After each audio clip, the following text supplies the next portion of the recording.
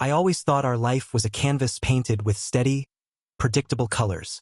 My name is Daniel, and for 12 years, Clara and I built a world together in our cozy Seattle home. She was a graphic designer, her creativity spilling into every corner of our lives.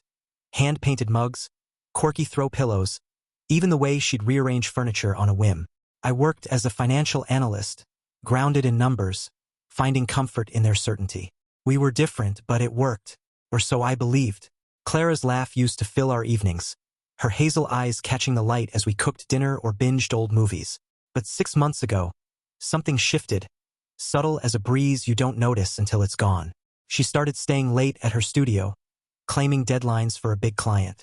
Her phone buzzed more often, and she'd tilt the screen away, a reflex so quick I barely registered it at first.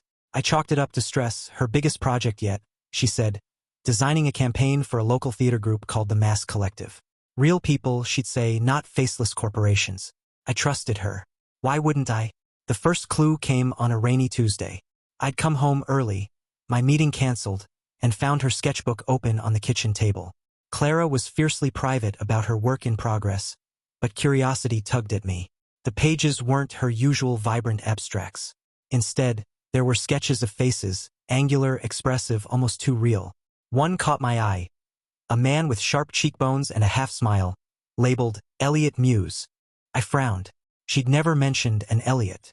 When I asked her that night, she laughed it off, saying he was just an actor from the theater group, someone whose face inspired her. Her voice was light, but her fingers twisted the hem of her sweater, a nervous habit I hadn't seen in years. I didn't push. Maybe I should have. Instead, I let the moment slip, convincing myself it was nothing. But the unease grew like a splinter under skin. Clara's late nights became routine. She'd come home smelling faintly of cedarwood cologne. Not hers, not mine. She'd hum songs I didn't recognize, her mind elsewhere. I'd lie awake, staring at the ceiling, wondering when my wife had become a stranger. I told myself it was the project, the pressure. I told myself she loved me. But love doesn't lie, does it? One night I couldn't sleep. Clara was still out, her text claiming another group brainstorm. I opened her laptop, not to snoop, just to check her calendar, to understand her world. It was password protected, a new lock she'd never needed before. My chest tightened. I tried her usual passwords, our anniversary, her cat's name, my birthday. Nothing worked. Then, on a whim, I typed Elliot. The screen unlocked. My heart sank, heavy as stone. Her browser history was a map of unfamiliar places, local bars, art galleries, a hotel downtown. And emails, dozens of them, to someone named Elliot Harper. I didn't read them, not yet, but the name burned into me, a brand I couldn't shake. The next morning, Clara kissed me goodbye, her lips soft but distracted. I watched her leave, her red scarf fluttering in the wind. I should have confronted her then, demanded answers. But I didn't. Instead, I called in sick and drove to the Mass Collective's rehearsal space, a converted warehouse by the waterfront. I told myself I just wanted to see her work, to understand. But deep down, I knew I was chasing a truth I wasn't ready to face. The building was alive with voices, laughter spilling through the open door.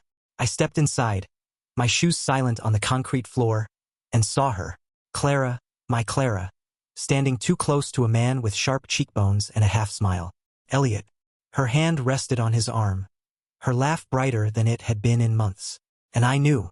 The warehouse smelled of sawdust and ambition, a stage half-built in the center like a skeleton of dreams. I stood frozen, hidden behind a stack of props, watching Clara and Elliot. My pulse thrummed in my ears, loud enough to drown out their words, but I didn't need to hear them. Her body spoke a language I'd forgotten, tilted toward him, her fingers lingering on his sleeve, her smile unguarded. It wasn't just familiarity. It was intimacy, the kind that grows in secret, watered by stolen moments. I wanted to storm over, to shatter their bubble, but my legs wouldn't move. I was an intruder in my own life. Elliot was everything I wasn't. Where I was steady, he was electric, tall, lean, with dark hair that fell just so, and a voice that carried like he owned the room. I learned later he was the collective's lead actor, a local celebrity of sorts, known for immersive performances that blurred reality and fiction. Clara had mentioned the group's method, living their roles offstage to deepen the art. I thought it eccentric but harmless. Now, watching her laugh at his quiet joke, I wondered how much of her was still mine and how much was his creation. I slipped out before they saw me, the rain cold against my face as I drove home. My mind churned, replaying every moment I dismissed. Her late nights, her locked laptop, that cedarwood scent. Back home, I poured a whiskey, the burn grounding me, and opened her laptop again. This time I read the emails. They weren't explicit, but they didn't need to be. "Meet me at the pier," one said. "Your sketches are magic," another. And the worst? I can't stop thinking about last night. My hands shook as I scrolled, each word a blade. There were photos too, buried in a folder labeled Inspiration. Clara and Elliot at a bar, her head on his shoulder.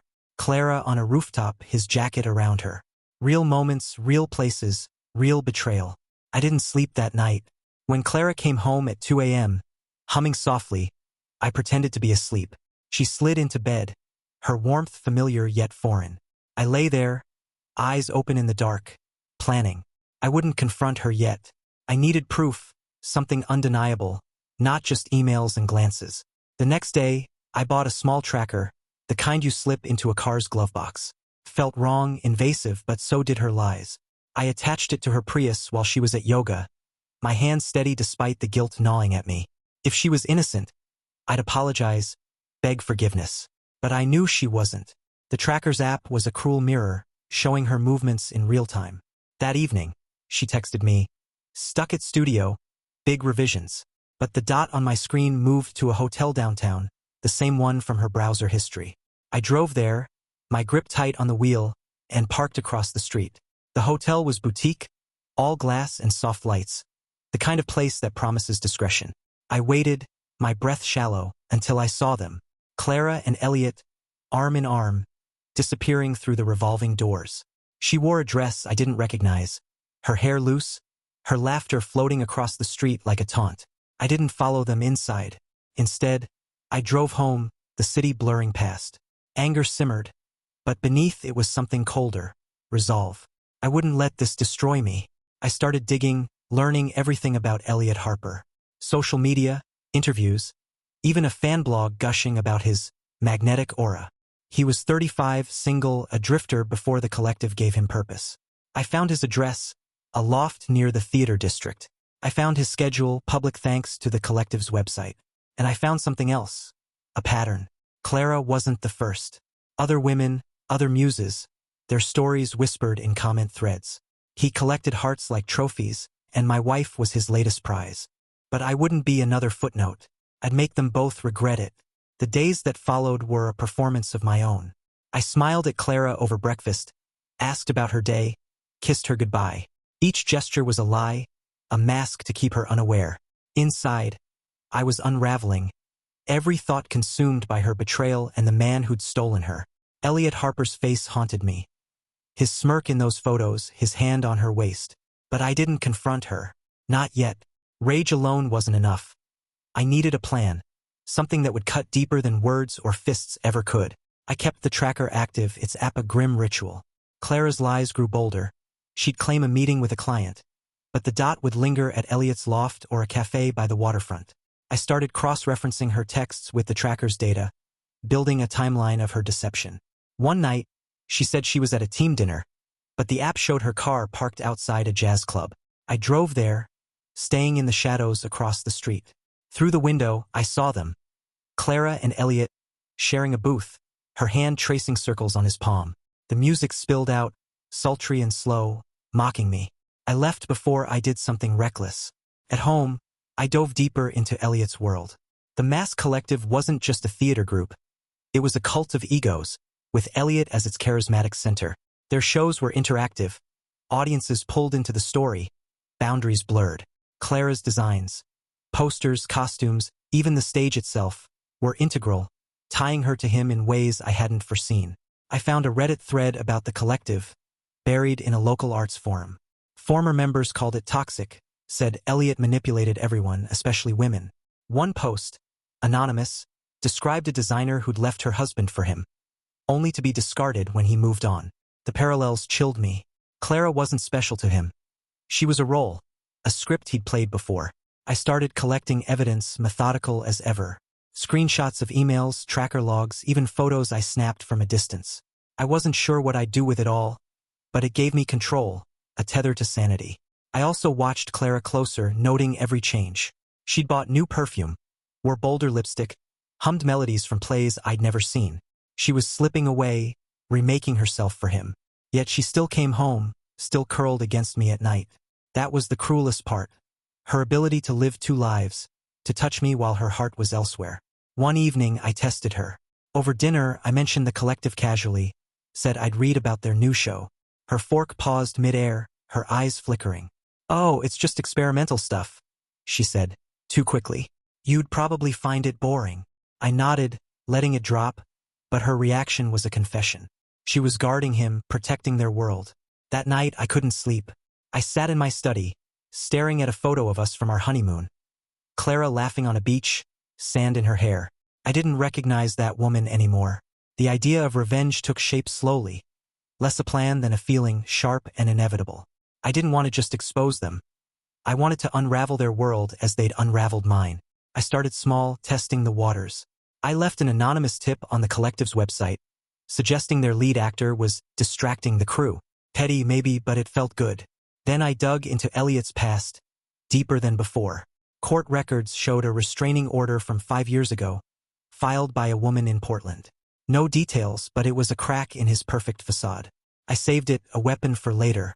By week's end, I was a ghost in my own home, moving through routines while my mind plotted. Clara noticed, asked if I was okay. I said work was tough, and she accepted it, relieved. Her guilt was there, in the way she avoided my eyes. I let her think she was safe, but I wasn't done. I'd found a lever, a way to twist their story until it broke. And when it did, they'd both feel the weight of what they'd done. My days became a dual existence, split between the husband Clara thought I was and the man I was becoming. At work, I crunched numbers, nodded through meetings, but my mind was elsewhere, mapping out their destruction. The tracker's data was a diary of her lies, each ping a reminder of her choice. I'd watch the dot linger at Elliot's loft, sometimes overnight, while she texted me about crashing at the studio. The audacity of it fueled me. Not just anger, but a clarity I hadn't felt in years. I was awake, alive, and they'd underestimated me. I started with Elliot's World, the collective. Their next show was a month away, a modern take on Othello with Elliot as Iago, naturally. The irony wasn't lost on me, him playing the master manipulator. Clara was designing everything, her sketches plastered across their social media. I saw her work online, vibrant and raw, and felt a pang. She'd poured herself into him, but I'd used that devotion against them. I created a burner email and sent another anonymous message, this time to the collective's director, hinting at unprofessional conduct between their star and a designer. I kept it vague, plausible, a seed of doubt. Let them wonder. At home, I played my part. Clara was distracted, her phone buzzing constantly. I'd catch her smiling at it, then tucking it away when I entered the room. One night, I asked about her designs, feigning interest. She lit up, talking about textures, colors, how Elliot's performance inspired her. His name slipped out too easily, and I saw it, the spark in her eyes. I nodded, poured her wine, and said, "Sounds like he's lucky to have you." She blushed, unaware I'd heard the truth in her pause. That night, I added more to my evidence folder. A receipt from her purse, a bar tab for 2, dated when she'd claimed to be alone. I needed more than whispers to ruin them, though. Elliot's past was my next target. The restraining order intrigued me, so I dug deeper using public records and old news articles. The woman, Sarah Klein, had been a stage manager in Portland. No charges were filed, but a blog post from a theater insider mentioned emotional coercion and a pattern. I tracked Sarah down on LinkedIn, now a teacher in Spokane. I drafted a message, careful not to scare her off. Researching local theater history, heard you worked with Elliot Harper. Any insights? She didn't reply right away, but I was patient. Every crack in his armor was a step closer. Clara's double life grew sloppier. She left her sketchbook out again, and I found more drawings of Elliot, intimate, unguarded, his face rendered with a tenderness that twisted my gut. I photographed them, added them to my archive. I also started tailing her discreetly. One afternoon, the tracker showed her at a park near Elliot's loft. I drove there, parking far enough to stay unseen. They sat on a bench, her head on his shoulder, his arm around her. Couple walked by, mistaking them for lovers, and they didn't correct it. I snapped a photo, my hands steady despite the ache in my chest. The revenge was taking shape, though I hadn't settled on its final form. I wanted it to be public, poetic, a mirror to their betrayal. I considered leaking her sketches, exposing their affair to the collective's donors, but it felt too small. Instead, I focused on Elliot's vulnerabilities. I found his landlord's contact through property records and sent an anonymous complaint about noise disturbances, hoping to unsettle him. Childish, maybe, but I was testing how far I could push before the real strike. At home, I left subtle traps, mentioning the hotel's name in passing, watching her flinch. She was nervous, and I fed on it. By Friday, Sarah replied. Her message was short. Elliot's charming but dangerous. Be careful. She wouldn't say more, but it was enough. I had a witness, a shadow from his past. I saved her words, knowing they'd matter later. Clara came home late that night, smelling of cedarwood, and I smiled as she kissed my cheek. She thought she was winning. She had no idea I was rewriting her story, line by line, until it ended in ruins. The air in our house felt heavier now, thick with unspoken truths. Clara moved through our routines like a dancer hitting marks, but I saw the cracks. Her hurried glances at her phone, the way she'd pause before answering simple questions. I was no longer just Daniel, the trusting husband. I was a cartographer of her deception, charting every lie, every stolen moment. The Trackers app was my compass, guiding me through her world with Elliot. Each night, I'd check it, watching her car drift to places she'd never admit to. It wasn't enough to know anymore. I needed to act, to build something that would collapse their fragile empire. I deepened my research into the collective, posing as a curious patron on their forums. I asked about their process, their actors, letting others fill in the blanks. One user, a former volunteer, mentioned Elliot's influence, how he'd charm sponsors, sway decisions, even handpick designers like Clara. He's the sun they all orbit, they wrote. I saved it, another piece for my puzzle. I also found their budget, public thanks to a grant report. Clara's designs were funded heavily, her role tied to the show's success. If I could taint that, I'd hit them both where it hurt. At home, I left more bait. I mentioned a colleague's affair, watching Clara's reaction. She changed the subject, her laugh forced. I started leaving my laptop open, fake emails visible.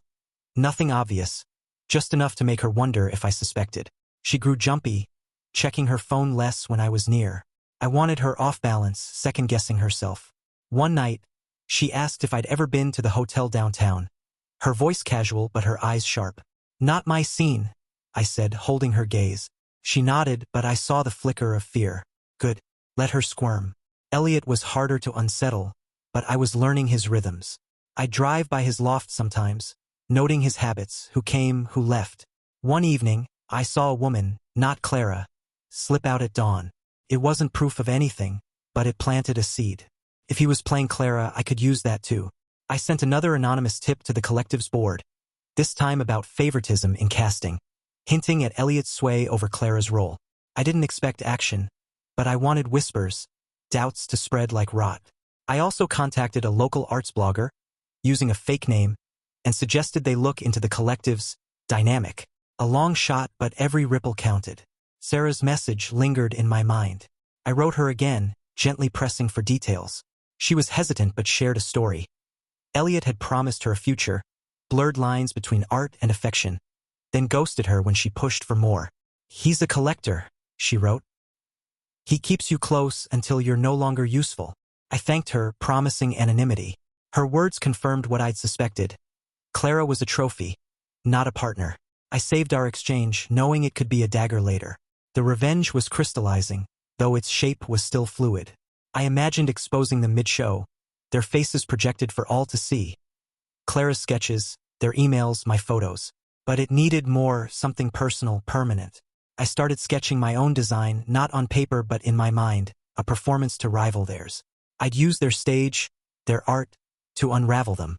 I found a tech guy online, someone discreet, and asked about hacking a projector system. He quoted a price, no questions asked. I didn't commit yet, but the option was. Thank you for your enthusiasm. Below are parts 6 through 10 of the story, continuing from the first 5 parts. Each part is approximately 700 words, written from Daniel's perspective, maintaining the non-standard narrative of Clara's unusual betrayal with Elliot and building toward a cruel revenge. I've avoided forbidden words, kept the betrayal unconventional, and ensured the story remains engaging and detailed. The focus stays on real people and the emotional depth of Daniel's journey. Let's dive in. The world felt sharper now, every detail a potential weapon. Clara's betrayal wasn't just personal. It was a performance, woven into the fabric of the mass collective stage. I saw it in her sketches, her late nights, the way she'd hum their rehearsal songs under her breath. She wasn't just straying. She was rewriting our life as if I were a prop to be discarded. But I was no bystander. I'd become a director in my own right, orchestrating a finale they'd never see coming. I leaned harder into disrupting their world. The collective's Othello was 3 weeks away, their biggest show yet, and Clara's designs were its heartbeat. I found their rehearsal schedule online and noted a public preview, a chance to see their dynamic up close. I went, blending into the crowd, a baseball cap low over my eyes. The warehouse buzzed with anticipation, actors warming up, Clara adjusting a backdrop. Elliot was center stage, his voice commanding, but I watched her. She hovered near him, adjusting his costume, her fingers brushing his shoulder. It was subtle, but to me it screamed intimacy, a private language I wasn't meant to read. I didn't stay long, but I left with a plan. Their projector system, used for Clara's visuals, was the key. I contacted the tech guy again, finalizing a deal. He'd teach me how to override their setup, feed my own images into the show. I imagined her sketches of Elliot, those tender, private drawings, flashing across the screen mid-performance, paired with their emails, my photos. It would be art, their own medium turned against them. But it wasn't enough. I needed something to break them, not just shame them. At home, Clara was slipping. She'd forget her lies, mentioning a bar she'd never been to that I knew from the tracker. I kept my responses vague, letting her tangle herself. One night, she left her phone unlocked while showering. I hesitated, then checked it. Messages to Elliot filled the screen. Plans for after rehearsal, inside jokes, a photo of her in his loft, wearing a scarf I'd bought her. My throat tightened, but I forwarded the thread to my email, then deleted the evidence. She emerged, oblivious, and I smiled, asking if she wanted tea. She nodded, unaware I was collecting her every misstep. Elliot's past was my other battlefield. Sarah's story had opened a door, and I pushed through it. I found another woman, Mia, through an old theater review. She'd been a lighting tech briefly linked to Elliot. Her Instagram was private, but her bio mentioned a cafe she owned. I drove there, an hour outside Seattle, and struck up a conversation, posing as a writer researching local art scenes. Mia was guarded but warm, her eyes clouding when I mentioned Elliot. "He's a vortex," she said. "Draws you in, then leaves you empty." She wouldn't elaborate, but her tone was enough. I thanked her, my mind racing. 2 women, 2 warnings. There'd be more. I started leaving traps for Clara, testing her guilt. I'd mention Elliot casually. "Saw his name on a poster? He's a big deal, huh?" And watch her stiffen. Once, I left a hotel receipt on the counter, one I'd fabricated with a date she'd been there. She saw it, froze, then tossed it out, her laugh shaky. I didn't push, but the fear in her eyes fed me. She was unraveling, and I was the thread she couldn't see pulling. At night, I'd lie beside her, her breathing soft, and plan. The projector hack was one piece. The rest was personal. I'd expose Elliot's pattern, not just to Clara but to everyone he'd charmed. His muses would be his undoing. By week's end, I had a third name, Lydia, a costume designer who'd left the collective abruptly. Her LinkedIn profile was sparse, but a mutual contact connected us. I emailed, asking about her experience. Her reply was curt. "Elliot's a user. Don't trust him. 3 women, 3 shadows." I saved their words, a chorus growing louder. The storm was closer now, and I was its eye, calm and relentless. Clara's lies were a rhythm now, predictable as a metronome. She'd kiss me goodbye, her lips cool, and head to the studio. But the tracker told another story. Elliot's loft, a diner, a rooftop bar. Each ping was a note in my symphony of revenge, and I was composing with precision. I didn't confront her, didn't let her see the fire in me. Instead, I fed her confidence, let her think she was invisible. But I saw everything, and soon so would the world. The collective's preview had shown me their vulnerability, the projector, the stage, their trust in each other. I met the tech guy, a wiry man named Kai, in a dive bar. He walked me through the hack, simple enough for someone with my patience. A USB drive, a timed override, and their system would bend to me. I paid him cash, no names exchanged. Back home, I tested it on our old projector, looping Clara's sketches with text overlays, her emails to Elliot, snippets of their intimacy. It was crude but effective, a preview of the chaos I'd unleash.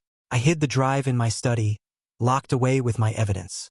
Elliot's past was unraveling faster now. Lydia agreed to talk, a phone call late one night. Her voice was steady, but pain threaded through it. She'd been with the collective 2 years ago, drawn in by Elliot's charm. He made me feel like I was his muse, she said. Then I saw him with someone else. Same promises, same lines. She'd left when he turned cold, her work uncredited. He's not just selfish, he's deliberate, she warned. I asked if she'd speak publicly. She hesitated, then said, maybe, if it mattered. I didn't push, but her story was another brick in my foundation. I started weaving the women's voices together, a narrative to rival Elliot's. Sarah, Mia, Lydia. They weren't just victims. They were proof, a pattern Clara couldn't ignore. I drafted a document, anonymous for now, detailing their experiences alongside mine. No names, just roles, the designer, the tech, the costumer, the husband. It read like a script, their stories mirroring Clara's. Promises of inspiration, stolen moments, then abandonment. I'd use it, but not yet. It needed weight, a stage to amplify it. Clara was fraying at the edges. She'd snap over small things. Misplaced keys, a late bill. Then apologize, her eyes searching mine for suspicion. I gave her none, my face a mask of calm. One night, she came home late, her hair damp from rain, and I asked where she'd been. Studio got flooded, she said, too fast. The tracker showed her at Elliot's. I nodded, poured her wine, and watched her drink, her hands trembling. I left a note on her sketchbook the next day. Great work, Muse. And signed ambiguous. She didn't mention it, but I saw her reread it, her face pale. I tailed them once, closer than before. They met at a pier, the city glittering behind them. Clara leaned into him, their silhouettes merging. I didn't take a photo. I didn't need to. The image burned into me, fuel for what was coming. Instead, I drove to the collective's warehouse, empty at midnight. I slipped inside, no lock, just a latch, and studied the projector setup. Kai's instructions were clear. It'd take minutes to rig. I left a mark, a scratch on the casing, my signature for later. Felt like claiming territory. The revenge was no longer abstract. I'd hack the show, yes, but I'd also give Clara the chorus, Sarah, Mia, Lydia, maybe others.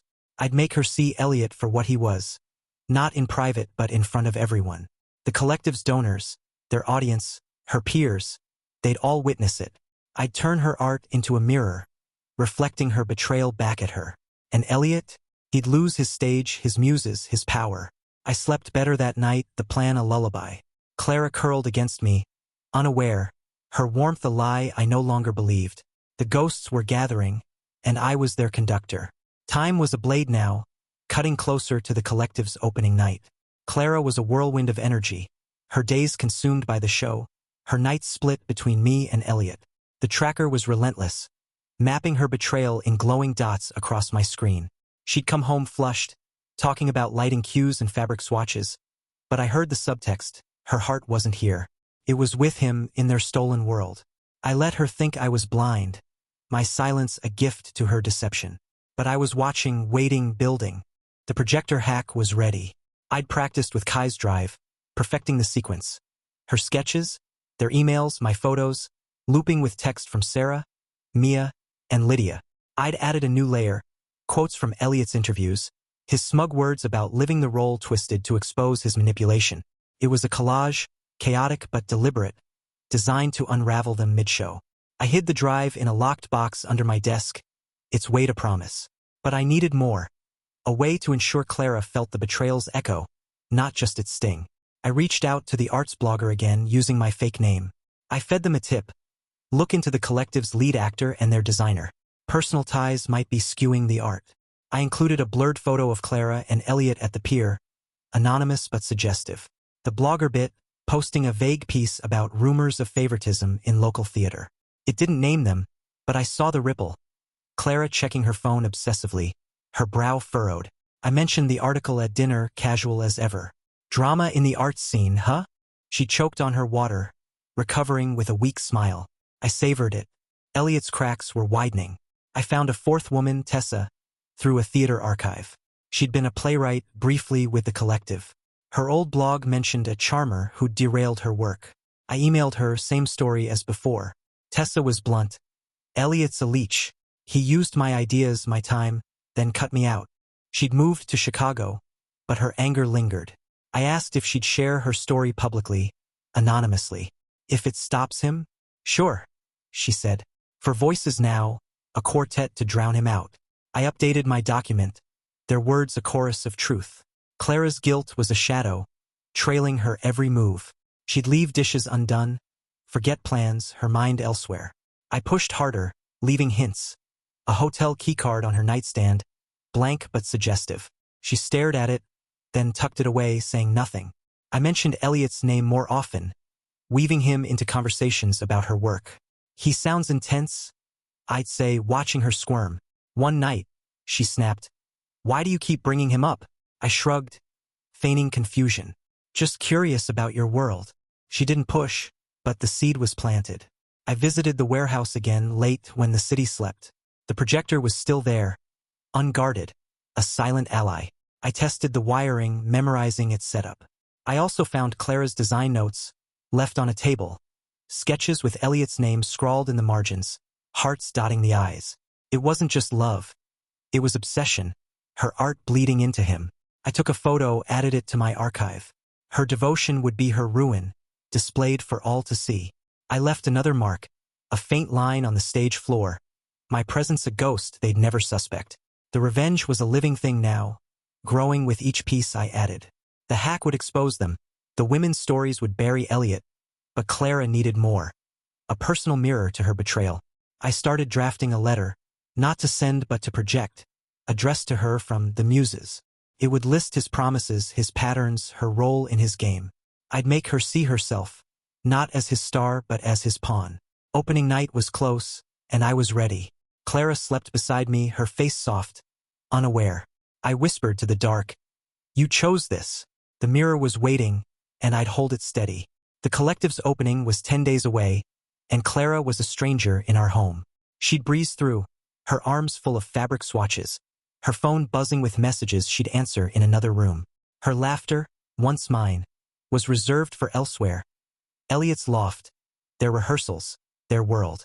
The tracker was my shadow, tracking her every move, but I didn't need it as often now. Her lies were rote, her patterns clear. She thought she was clever, but she was careless, leaving trails I'd weaponized. I finalized the projector hack, testing it obsessively. The sequence was seamless.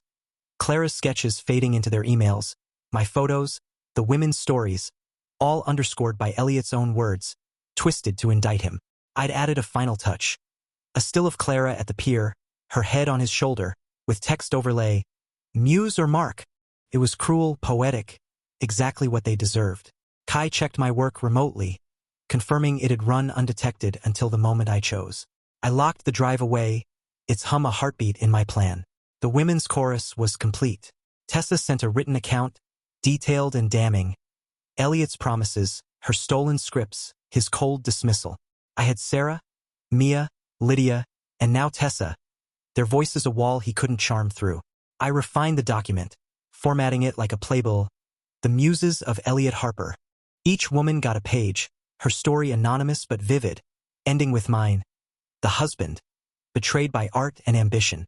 I'd project it to a program for their downfall. I contacted the blogger again, sending an excerpt, no context.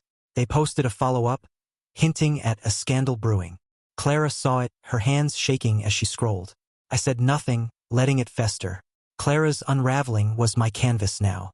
She'd misplaced things, her keys, her scarf, then accuse me of moving them. I'd shrug, my face blank, while inside I gloated.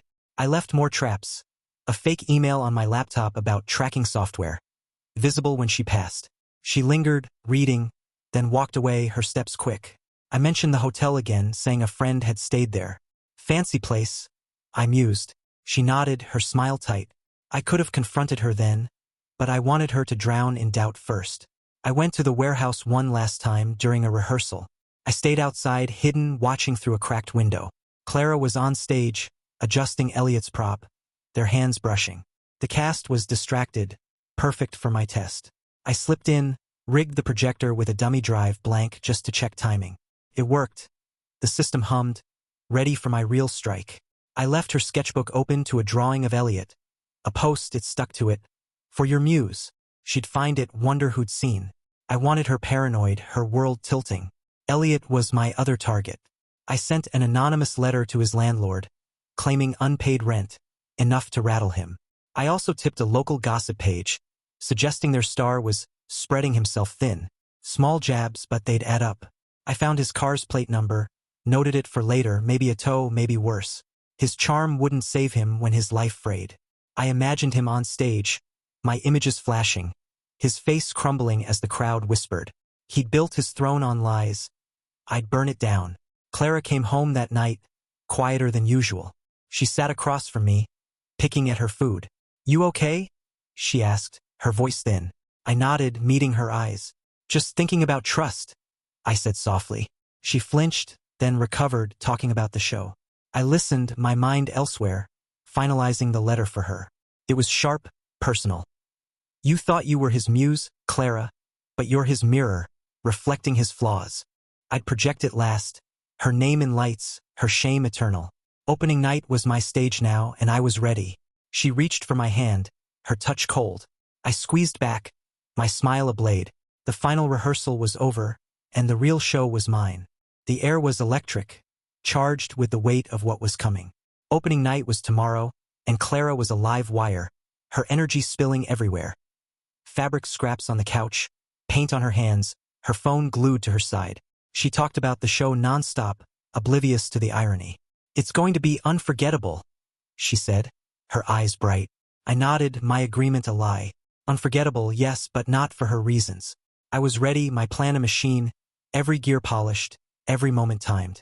I checked the projector drive one last time, running it on my laptop. The sequence was perfect. Clara's sketches, their emails, my photos, the women's stories, her letter, all woven into a 5-minute loop.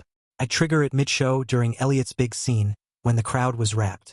The tech was foolproof. Kai had guaranteed it. I hid the drive in my jacket, its weight a talisman. I also printed the playable document, a backup in case the hack failed. I'd slip it into programs, leave it backstage, let it spread like wildfire. Clara's cracks were gaping now. She'd barely slept, her nerves frayed. She'd snap, then apologize, her eyes darting to me for clues. I gave her none, my calm a wall she couldn't breach. Last night, I'd left her sketchbook open again.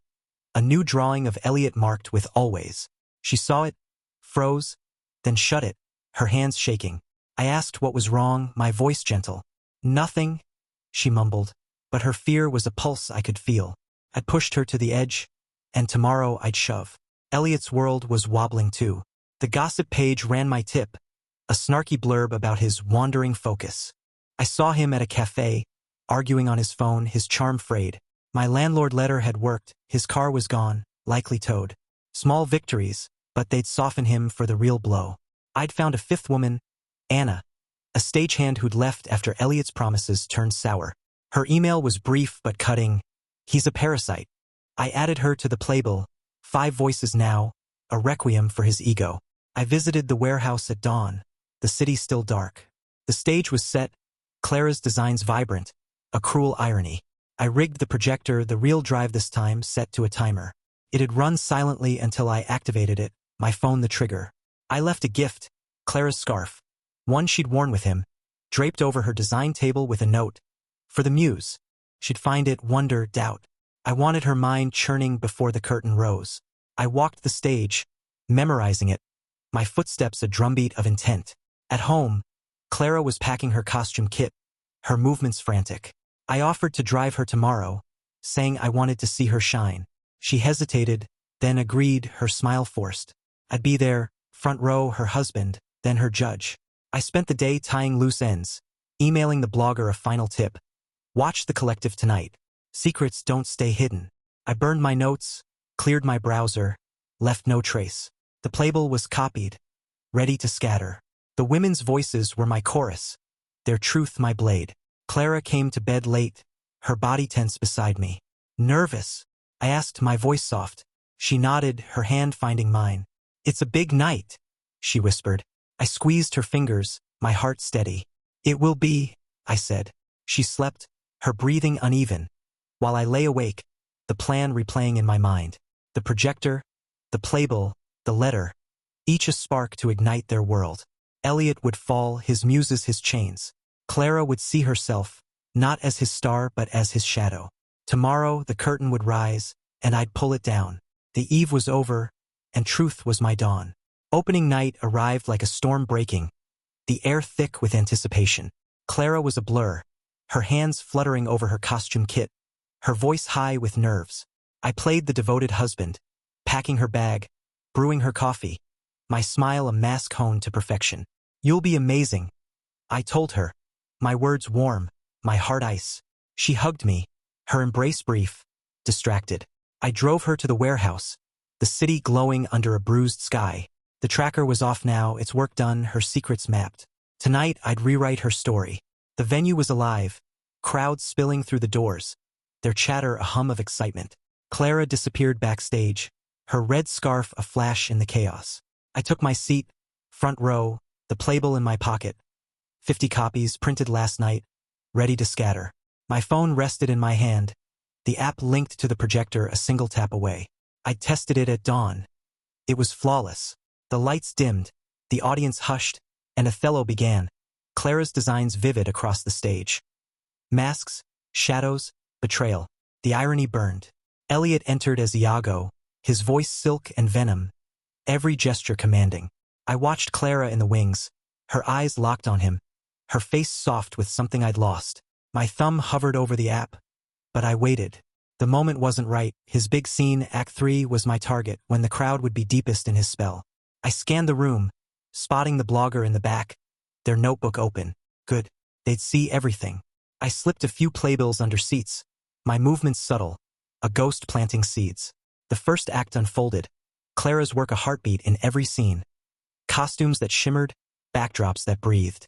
I hated how beautiful it was, how much of her it held. But beauty was fragile and I'd shatter it. I texted Kai, confirming the hack's timer. He replied, locked in. Good luck. I leaned back, my pulse steady, as Elliot wove his lies on stage, oblivious to the truth waiting off stage. Clara adjusted a prop, her hands quick, her focus on him. She thought this was her triumph. She was wrong. I moved during intermission, slipping backstage under the guise of finding a bathroom. No one stopped me. The crew was too frantic. I left playbills in the green room, on Clara's design table, tucked into costume racks. One had her scarf pinned to it, the note, "For the Muse," rewritten in bold. I wanted her to find it mid-chaos, to feel the walls closing. I checked the projector, its hum a quiet ally. Back in my seat, I caught Clara's eye across the room.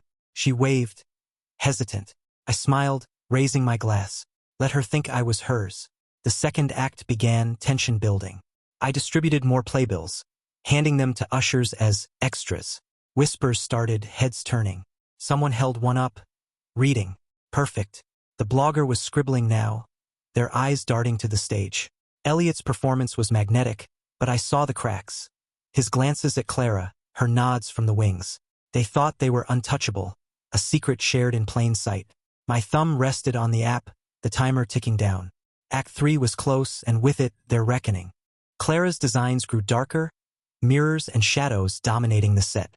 I saw her in every choice, her heart laid bare. It made what was coming sweeter. I leaned forward, my breath shallow, as Elliot stepped center stage, his monologue rising. The crowd was rapt, hanging on his words. I tapped the app. A faint click echoed from the projector, unnoticed by all but me. The screen flickered, still showing Clara's visuals, but my sequence was loading, silent, inevitable. The curtain was up, and I was the playwright now. Their world was mine to break, and I'd do it with her own art. Elliot's voice filled the warehouse, his Iago spinning lies that cut too close to truth. The crowd leaned in, captivated, while Clara watched from the wings, her face alight with pride. I sat still, my phone warm in my hand, the app's timer counting down. The projector hummed above, my weapon primed. This was it, Act 3, Scene 3, the heart of Othello's betrayal, now the stage for theirs. My playable copies were spreading. I saw hands passing them, whispers rippling. The blogger's pen moved faster, their gaze sharp. Everything was aligned. The screen flickered, subtle at first, Clara's backdrop of twisted vines holding. Then it shifted. Her sketch of Elliot appeared. His face, tender, intimate, labeled Muse. Gasps rippled through the crowd. Clara froze, her eyes darting to the screen. Elliot faltered, his line catching, but he pressed on, a professional. The image changed. His email to her. I can't stop thinking about last night. Murmurs grew louder. I kept my face neutral, my heart pounding. The sequence was rolling, unstoppable. Next came my photo, Clara and Elliot at the pier, her head on his shoulder. Text flashed. Muse or Mark? The crowd stirred, some craning to see Clara, others staring at Elliot. He pushed through his lines, his voice tighter now. Clara stepped back, her hands clenched, scanning for the source. The projector showed her scarf, the note, for the Muse. Then a screenshot of her text. I'll be there, always. The audience was no longer Othello's. It was ours. Their shock a chorus-eyed composed. The women's voices followed. Sarah's words. He's a collector, not a lover. Mia's. He leaves you empty. Lydia's. He's deliberate. Tessa's. A leech. Anna's. A parasite. Each name was anonymous, but the pattern was clear. Faces turned to Elliot, his charm cracking. He missed a cue, his eyes flicking to the screen. The playbill was everywhere now. Ushers holding it, audience members reading, whispering. The blogger stood, snapping photos. Clara's face was ash, her hands covering her mouth. I tapped the app again, advancing to the letter. Her name appeared in bold. Clara, you thought you were his muse, but you're his mirror, reflecting his flaws. The text scrolled, detailing his promises, her role, the women before her. You built his stage, but he played you. The crowd was loud now, some shouting, others stunned. Elliot stopped, his voice gone, staring at the screen. Clara ran backstage, her scarf falling. The cast tried to continue, but the spell was broken. I slipped a final playbill to the person beside me, my voice low. Pass it on. They nodded, wide-eyed. The projector looped back to her sketches, each one a wound. Elliot's face, her devotion, now her shame. The director stormed on stage, signaling a pause, but it was too late. The audience was a sea of phones, recording, sharing. The blogger was typing furiously, their post already drafting. I leaned back, my breath steady, as chaos bloomed. Clara's world was crumbling, and I'd laid every brick. Elliot tried to salvage it, stepping forward, his smile forced. Technical glitch, he said, but no one listened. The screen flashed my final image. A photo of Clara alone, her face turned to him, unaware I'd caught her. Text read, the art was yours, the lie was his. The crowd roared, some clapping, mistaking it for the show. Clara reappeared, her eyes red, searching for me. Our gazes locked. She knew. I stood, slow, deliberate, and walked to the exit, my work done. The projector hummed, the playbill spread, and their stage was mine. I'd shattered their illusion, and the truth was their cage. I stepped outside, the night cool, the city alive. My phone buzzed, Kai. Viral already. I didn't reply. I'd built the shatter point and they'd fallen through. Clara's scarf lay on the ground, trampled. I left it, my heart a stone. The show wasn't over, but my act was. Their ruin was my curtain call, and I'd played it perfectly. The warehouse faded behind me, its chaos muffled by the night. I drove home, the city's lights blurring, my mind replaying every moment. The crowd's gasps, Clara's stricken face, Elliot's faltering voice. My phone stayed silent. No calls, no texts. She wouldn't reach out yet, not while her world burned. The playbill was online now, I knew, shared, dissected, a wildfire I'd sparked. The blogger's post was live. I checked later. Scandal rocks mass collective. Betrayal on and off stage. It named no names, but the photos were clear. They were exposed, raw, and I was invisible. At home, the house was a museum of our life. Clara's mugs, her pillows, her scent lingering. I poured a whiskey, the burn grounding me, and sat in my study, the locked box open. The drive was still warm, my evidence untouched. I didn't need it anymore. The world had seen enough. I scrolled through X, the collective's hashtag trending, clips of the projector looping. Genius or sabotage? One post asked. Heartbreaking, said another. I smiled, small, sharp. Heartbreaking, yes, but not for me. Clara didn't come home that night. I hadn't expected her to. The tracker was dead, but I imagined her at Elliot's, or a hotel, or alone, reeling. I slept in our bed, her side cold, my dreams empty. Morning brought clarity. The story was everywhere. Local news, theater blogs, even a national outlet picking it up. Art meets affair in Seattle scandal. The collective canceled the next show, citing technical issues. Elliot's name was mud. His interviews buried under comments. Manipulator. Fraud. Clara's designs were praised, but her name was tied to his. Tainted. I went to work, my routine a shield. Colleagues whispered, unaware I was the architect. Heard about that theater mess? One asked. I shrugged, said I'd read something. Inside, I was electric. The revenges echo louder than I'd dreamed. I checked the collective site, donations frozen, sponsors pulling out. Elliot's bio was gone, his face erased. Clara's portfolio was still up, but comments flooded in, not about her art but her choices. She'd built her cage and I'd locked the door. I found her scarf in my car, forgotten from the drive. I held it, the fabric soft, then tossed it in the trash. It wasn't hers anymore. It was his, their lie woven into its threads. I started packing her things, not to throw out but to stage. Her sketchbooks, her clothes, her mugs, boxed neatly in the garage. If she returned, she'd see her life dismantled, orderly, final. I wasn't erasing her. I was freeing myself. The house felt lighter, mine again. By evening, the women's voices were louder. Sarah posted anonymously on a forum, her story matching the playbill. Mia commented, then Lydia, their words a tide pulling Elliot under. Tessa emailed me, unaware I was the husband. Someone did right by us. I didn't reply, but her gratitude was a spark. Anna stayed silent, but 4 was enough. They'd reclaimed their narrative, and I'd given them the pen.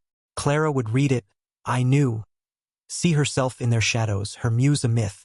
I walked to the pier where I'd photographed them, the water dark under the stars.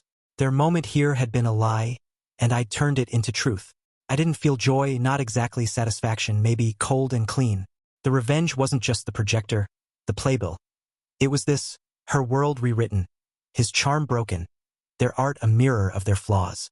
I tossed a stone into the water, its ripple my signature. Clara might come home tomorrow or never. Either way, I was done waiting. The echo was fading and I was whole. I returned home, the whiskey bottle still out. I poured another, raised it to the empty room. To truth, I said, my voice steady. The night was quiet, but I heard my victory, clear as a bell. Their stage was dark, and mine was lit. I played the final note, and it was perfect. Clara came home 3 days later, her key scraping the lock like a confession. I was in the kitchen, chopping onions, the knife steady in my hand. She stood in the doorway, her face pale, her scarf gone. Daniel, she said, her voice a thread. I looked up, my expression blank, giving her nothing. She stepped inside, her bag dropping, and the silence stretched, a chasm neither of us could cross. I'd waited for this, planned for it, but now it felt hollow, a scene I'd already written. She didn't apologize, not at first. Instead, she talked about the show, how it fell apart, how the collective was fracturing, how Elliot was misunderstood. I let her speak, her words a rope she was tying herself. I saw the playbill, she said finally, her eyes meeting mine. Was that you? I didn't answer, just wiped my hands, the knife glinting on the counter. She flinched, not from fear but from truth. She knew. I didn't need to say it. I gestured to the garage, where her boxes waited. Your things, I said, my voice even. She followed, her steps slow, and saw them, her life packed, labeled. Her sketchbooks were on top, the one with Elliot's face open. She touched it, then pulled back, her fingers trembling. Why? She whispered. I leaned against the wall, my arms crossed. You chose him, I said. You chose lies. Her eyes filled, but I felt nothing. The tears were hers, not mine. She tried to explain Elliot's charisma, the art, how it wasn't what I thought. I listened, my face stone, as she spun a story of inspiration turned obsession, of boundaries blurred by his world. I didn't mean to hurt you, she said, her voice breaking. I laughed, sharp, cold. You didn't mean to get caught, I corrected. She froze, The truth a blade I'd sharpened for months. I told her about the tracker, the emails, the women. Her face crumpled, each word a weight she couldn't lift. I showed her the playbill, my copy pristine. "Read it," I said, tossing it to her. She did, her hands shaking. Sarah's words, Mia's, Lydia's, Tessa's, Anna's, mine. "They were me," I said, "and you were them." She sank to the floor, the paper slipping from her fingers. I didn't comfort her. I didn't need to. The revenge wasn't just the projector, the scandal. It was this moment, her seeing herself, not as his muse but as his echo, one of many. I'd stripped her illusion bare. She asked to stay, her voice small. "We can fix this," she said. I shook my head, pointing to the boxes. "You're free," I said. "Go to him or don't. But you're not mine." She cried then, loud, raw. But I walked away, back to the kitchen. The onions were done, the knife clean. I heard her move, gathering a few things. Then the door shut. I didn't look. The house was quiet, truly mine now. I poured a whiskey, the glass cold, and sat, the playbill on the table. Her return was her sentence, and I'd served it. Outside, the city hummed, unaware of our drama. I checked X, the collective was done, their funding gone, Elliot's name a punchline. Clara's designs were still praised, but her reputation was tied to the scandal, a footnote to his fall. The women's posts grew, their voices a choir now, reclaiming their stories. I'd given them that, and it was enough. Clara's car was gone when I looked, her boxes untouched. She'd come back for them or not. It didn't matter. I'd won, not by breaking her but by breaking her lie. The hollow was hers, and I was free. I stood, stretching, the weight of months lifting. The whiskey burned, a toast to endings.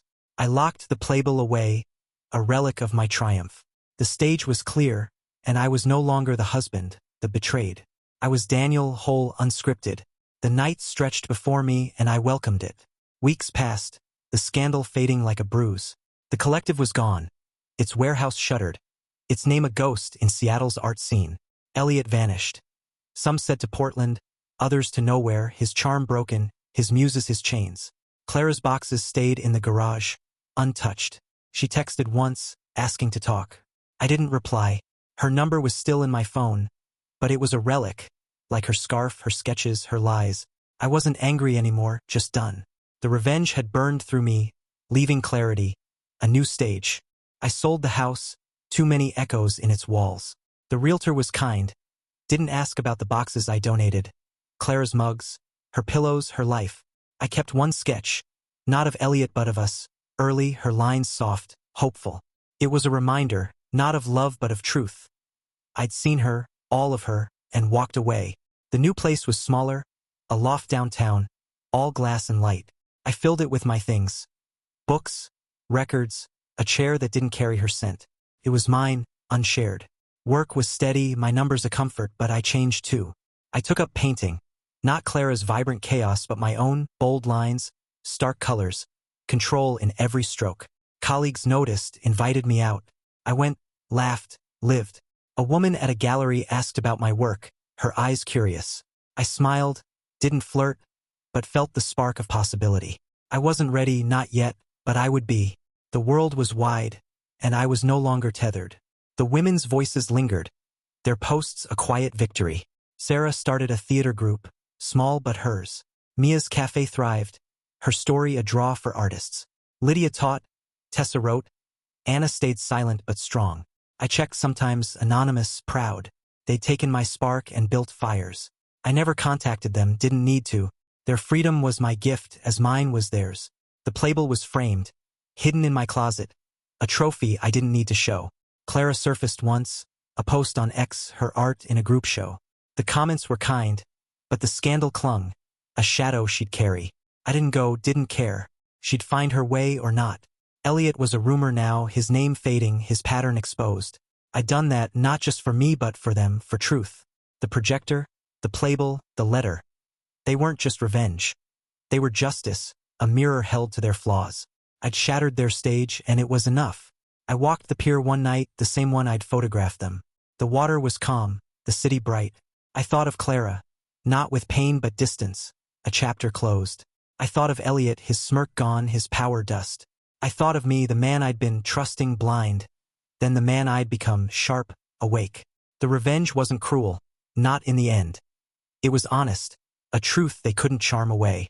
I tossed another stone, its ripple clean. Final. Back home, I painted the canvas alive under my brush. The lines were mine, no one else's. I played music loud, the kind Clara hated, jazz raw, free. I cooked for one, ate slowly, savored it. The loft glowed, my space, my dawn. I checked X1 last time, the collective's hashtag dead. My victory quiet. I logged off, my phone dark. The world didn't need me to watch it burn anymore. I stood at my window, the city stretching below. The stars were out, faint but steady. I raised my glass, water now, clear as my mind. To me, I said, my voice firm. The night answered, silent, vast. I was no longer the husband, the betrayed, the avenger. I was Daniel, remade, unscripted, alive. The story was over, and I was its author, its hero, its dawn. I turned from the window, the canvas waiting, and began again.